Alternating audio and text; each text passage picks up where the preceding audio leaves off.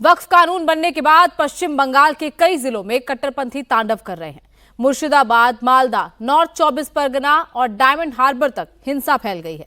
अकेले मुर्शिदाबाद में 3 लोगों की जान चली गई, जिनमें 2 हिंदुओं की हत्या गला काटकर की गई है।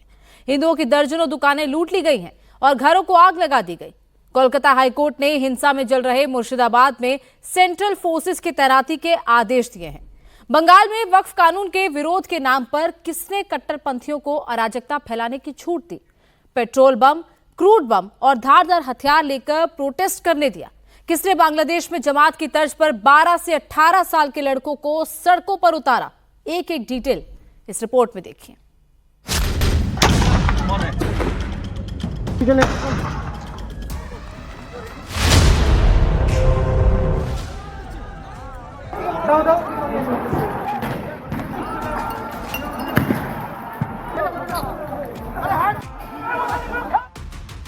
बंगाल को किसने जलाया?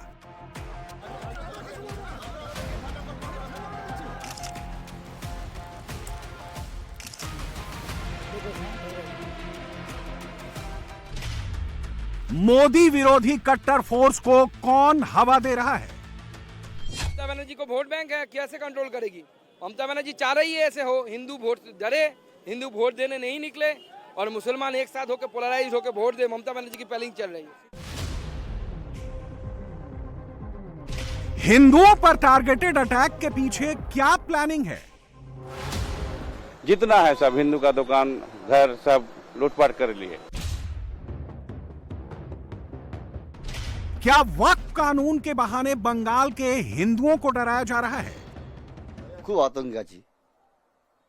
तो ये तपन सरकार दादा है, ये यहीं पर बिजनेस करते हैं, तो ये काफी डरे हुए हैं और कल दोपहर के बाद से अभी तक वो घर लौट नहीं पाए।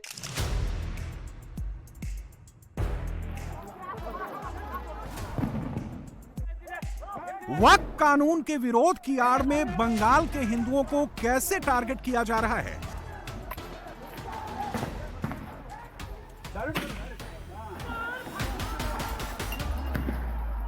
हिंदुओं की बस्तियों को चुन चुन कर निशाना बनाया जा रहा है। मुर्शिदाबाद में तांडव की शुरुआत आगजनी से हुई। सबसे पहले सड़क पर एक गाड़ी को आग के हवाले किया गया, फिर बाजार में खड़ी बाइकें उपद्रवियों का निशाना बनी।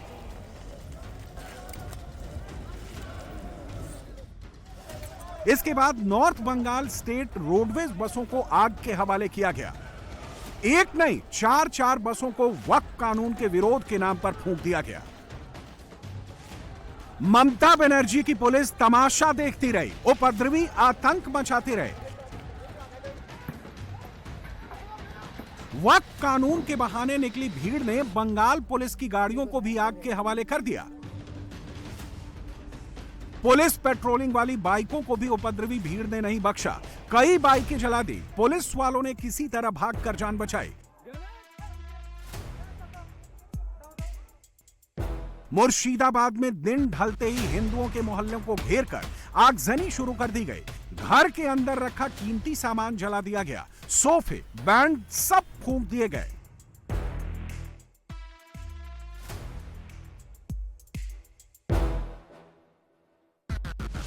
ये तस्वीरें मुर्शिदाबाद के एक हिंदू मोहल्ले की हैं, जहां एक घर में उपद्रवी घुसे, पहले तोड़फोड़ और मारपीट की, फिर पूरे घर को आग लगा दी। तस्वीरें देखकर सोचिए शुक्रवार की शाम मुर्शिदाबाद के हिंदू मोहल्लों में क्या मंजर रहा होगा, कितनी दहशत रही होगी।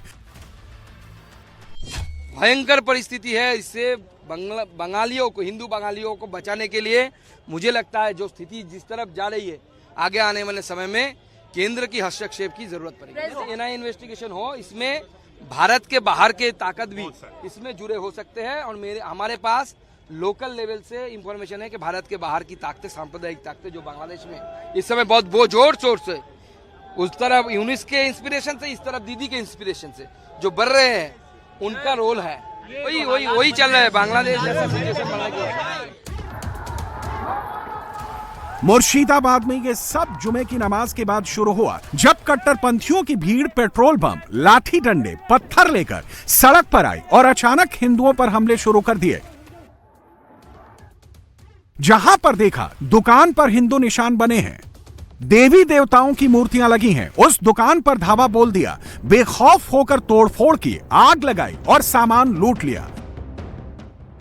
मुर्शिदाबाद के सूती और शमशेरगंज में दोपहर बाद शुरू हुई हिंसा देर रात तक चलती रही। चुन चुन कर हिंदुओं की दुकानें लूटी गईं। नमाज के बाद आए 15,000 उपद्रवी इतने बेखौफ थे कि पुलिस वालों का खून बहाने से भी बाज नहीं आए। मुर्शिदाबाद के धुलियान में 2 हिंदुओं की धारदार हथियार से गला काटकर हत्या कर दी गई। हरगोविंद दास और चंदन दास का कसूर सिर्फ इतना था कि वो हिंदू थे। बंगाल में शुक्रवार को हुई हिंसा में 3 हिंदू मारे गए हैं, 10 से ज्यादा लोग घायल हैं। 2 हिंदू को पूरा अपने गला काट के खून कर दिया। पिता का नाम हरगोविंद दास है और उनका लड़का का नाम चंदन दास है। बीएसएफ को भी मुतैन किया गया है। अरे बीएसएफ तो बॉर्डर एरिया है, मुतैन हुआ है, लेकिन उनका डीएम तो बता दिया बीएसएफ कोई काम नहीं करेगा।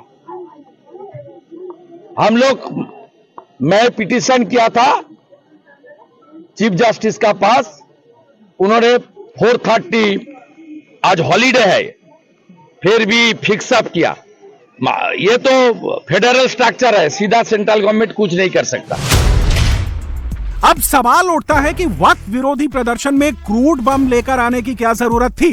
वक्फ विरोधी प्रदर्शन में धारदार हथियारों को लेकर आने की क्या जरूरत थी?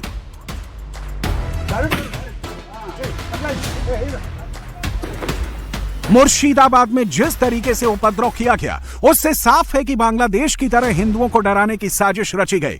मुर्शिदाबाद में सबसे ज्यादा हिंसा NH-12 पर हुई, जहां हिंदुओं की दुकानें और सरकारी बसों को टारगेट किया गया। सोचिए, अगर बीएसएफ ने मोर्चा नहीं संभाला होता तो बंगाल में हालात बांग्लादेश जैसे हो सकते थे।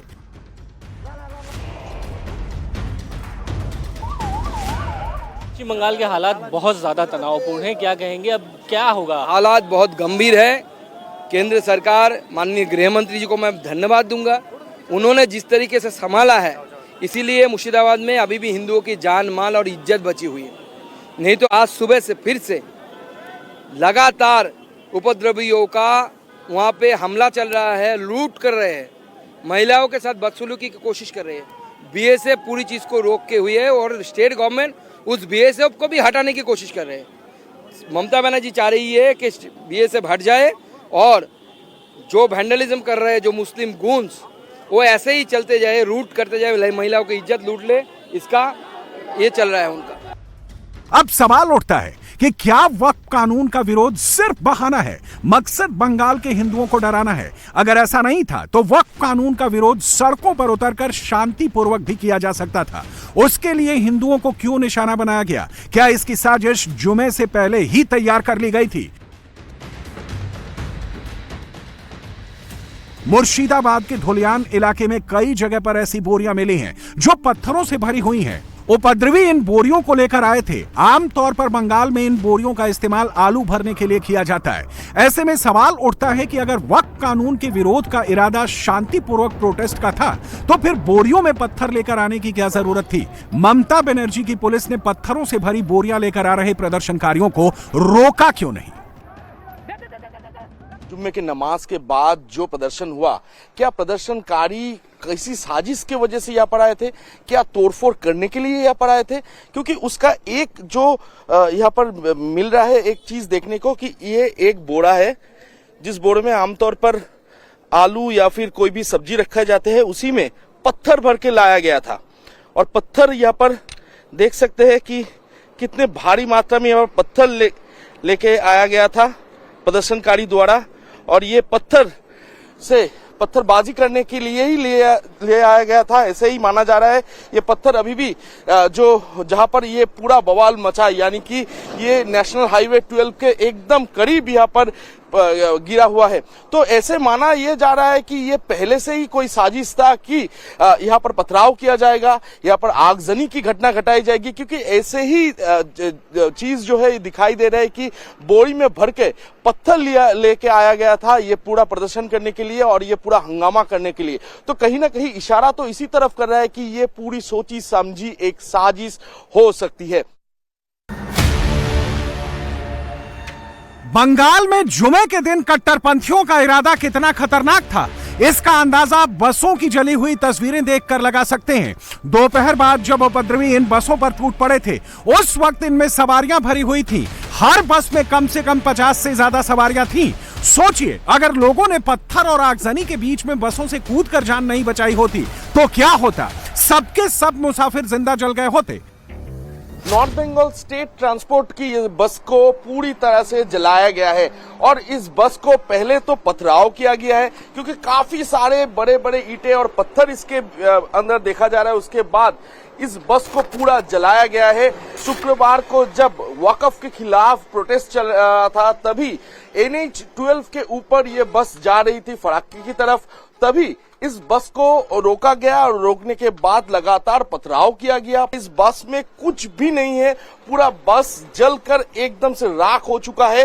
तो सबसे पहले जो इस बस को रोका गया, फिर पथराव किया गया और उसके बाद ये पूरा बस को जलाया गया। यानी कि ये एक बस नहीं, इसके अलावा ये इसी इलाके में करीबन 4 बसों को इसी तरीके से ही जलाया गया है। तो हिंसा किस मात्रा में थी ये विजुअल देख के ही मालूम चलता है। ये तांडव कितनी बड़ी, कितनी भयंकर थी। सवाल पैदा करता है कि जब इतना बड़ा तांडव हो रहा था तो उसी वक्त मौके पर पुलिस क्यों नहीं मौजूद थी? पुलिस क्यों नहीं इसका प्रोटेक्शन दे पाया? कट्टरपंथियों ने एम्बुलेंस तक को नहीं छोड़ा, उसे भी आग के हवाले कर दिया। जबकि तकाजा यह है कि जब भी एम्बुलेंस आती है, प्रदर्शन के बीच से उसे निकलने की जगह दी जाती है। शुक्रवार की हिंसा में यह साबित हो गया कि ममता दीदी के बंगाल में वही होता है जो कट्टरपंथी चाहते हैं। एम्बुलेंस को भी नहीं बख्शा गया।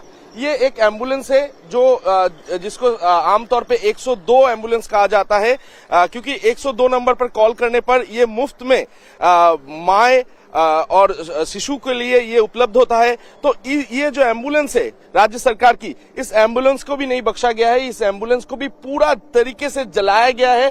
यानी कि हमला कितना, हिंसा कितना बड़ा था ये तो अंदाजा लगाया जा सकता है। तो सिर्फ एम्बुलेंस ही नहीं, बसेस ही नहीं, इसके साथ साथ पुलिस के जो वैन थे, पुलिस के जो गाड़ी थे, उस गाड़ी में भी आग लगाई गई, आगजनी करी गई। और जैसे कि देखा जा रहा है कि ये जो पुलिस का वैन है, इस वैन को पूरा आग के हवाले किया गया और ये गाड़ी एकदम से जलकर राख हो चुका है। इसके साथ साथ पुलिस के जो मोटर बाइकें थी, उस बाइकों को भी आग के हवाले किया गया। और यहाँ पर 2 मोटर बाइक है, 2 मोटर बाइक पूरा जलकर राख हो चुका है। यानी कि बस, पुलिस की गाड़ी सिर्फ नहीं, इसके साथ साथ एम्बुलेंस को भी नहीं बख्शा गया। मुर्शिदाबाद में जो बसें फूंकी गईं, वो भी सरकारी थीं और एम्बुलेंस भी सरकारी थी। ममता बनर्जी की पुलिस सरकारी बसों और एम्बुलेंस को नहीं बचा पाई, तो फिर हिंदू दुकानदार कैसे उससे उम्मीद करते? नारेबाजी करती भीड़ को देखकर वो दुकानें बंद करके भाग गए। कट्टरपंथियों को खुला लाइसेंस मिल गया और फिर उन्होंने वही किया जो कुछ महीनों पहले बांग्लादेश में हो रहा था। वक्फ कानून के खिलाफ जब प्रदर्शन चल रहा था मुर्शिदाबाद में, तभी प्रदर्शन के दौरान देखा गया कि काफी सारे ढाबों में तोड़फोड़ हुई है और इस तोड़फोड़ में देखा गया है कि काफी ज्यादा नुकसाने भी हुई है। तो आपका दुकान सबसे पहले तोड़फोड़ किया जो प्रदर्शनकारी थे वो? हाँ, जो प्रदर्शनकारी थे तो वही, यहाँ लगभग 10-15 हजार जमायत हुआ था। अच्छा। उन लोगों के बीच हम 4-5 आदमी को बुलाया। डाकबांग्ला मोड़, पुरातन डाकबांग्ला मोड़, नया डाकबांग्ला मोड़, धुलियान, जितना है सब हिंदू का दुकान, घर सब लूटपाट कर लिए, तोड़ दिया, लूटपाट कर लिया, जला दिए। अच्छा। टारगेट करके एक हिंदू का दुकान, घर, हिंदू का घर जितना है सब तोड़ फोड़ लूटपाट कर लिए। जितना था सामान सब लेके चल गया, कोई जला दिए। आपका नाम क्या है? मेरा नाम एनबी साहेब वाली है। जो हो, हिंदू हो और मुस्लिम भी हो, जो भी हो, किसी का दुकान टूटने का कोई हक नहीं है। आंदोलन के हो, हम मुस्लिम है इसीलिए नहीं बोले है, तो जिसकी का आंदोलन है, अंदर रोड में आंदोलन कीजिए ना, दुकान के क्या भागने का सामान है। दुकान काफी सारा दुकान तो तोड़ा गया है। तोड़ा गया। हम तो इधर नहीं गए, हम इधर का देखा है, जो दुकान है सब टूटने देखा है। यही है, इसका दुकान टूटा है, उसका होटल में टूटा है, उसका अंदर भी टूटे है, सब दुकान हिंदू का दुकान भी जला पूरा हुआ है। वहाँ मुस्लिम का जो है, वहाँ मुस्लिम का दुकान भी आग लगा दिया है। मुर्शिदाबाद के जंगीपुर में शमशेरगंज के बाद कट्टरपंथियों की भीड़ नारेबाजी करती हुई चांदपुर बाजार पहुंची। भीड़ में ज्यादातर 13 से 18 साल तक के लड़के थे जो लाठी डंडे लिए हुए थे। रात के करीब 8 बजे बाजार में अचानक लूटपाट शुरू हो गई। सिर्फ उन्हीं दुकानों को लूटा गया जो हिंदुओं की थी।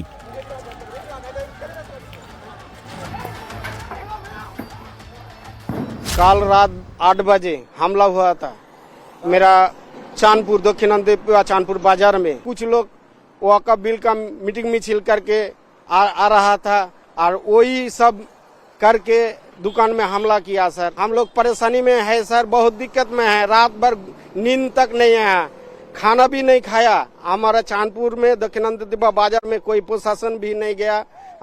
कोई बोल रहा है कुछ नहीं हुआ, उधर से कोई मैसेज नहीं आ रहा है, मोबाइल बंद है, सब है, कुछ खबर नहीं है सर। मुस्लिम आदमी सब वक़्फ़ बिल कर पश्चिम बांग्ला डाक बांग्ला से सब हो करके गए थे बाइक से।